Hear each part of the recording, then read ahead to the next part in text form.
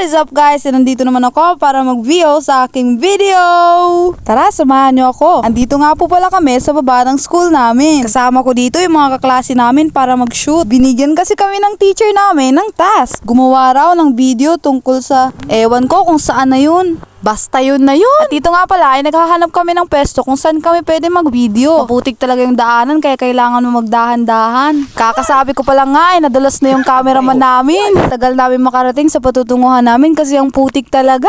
Kailangan mo munang maghirap bago makarating sa patutunguhan. Yung isang kasama nga namin dito ay nahihirapan na. Kinakain ba naman ng putik yung tsinelas niya? At dito nga pala ay nakahanap na kami ng pwesto. Sa puntong ito ay nagdahan-dahan ng lakad yung cameraman namin para ibigay sa akin yung cellphone. Ikaw pa naman nakasapato. Tapos maglalakad ka lang sa putik. Magagalit talaga nanay mo pag nakitang may putik yung sapatos mo. Dito pala ito ang tuwa na kami dahil nakalubog na yung isa naming kaklase. Habang nagtatawanan nga kami ay hirap na din yung isa dito sa likod ko. Hindi mo kabigo. Hindi mo kabigo.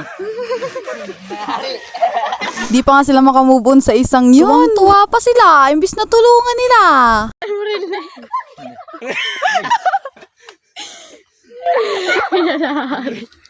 Gabig yung pagay. Magsangat ka na to, ba? Uya ka na rin, malumog ka ba dyan?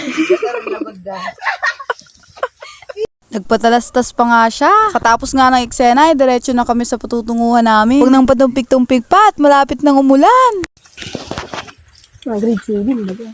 Uy, pinasi ko na ako. Tunay na video. Dito nga nagtatapos ang aming video. Maraming salamat sa panonood. Salamat din dahil nakarating ka sa dulo. Huwag mo naman sanang kalimutang mag-like, share, and subscribe. And also click the notification bell para updated kayo sa iba ka pang video. Maraming salamat! Video mo dyan ba yun? Ikwento mo.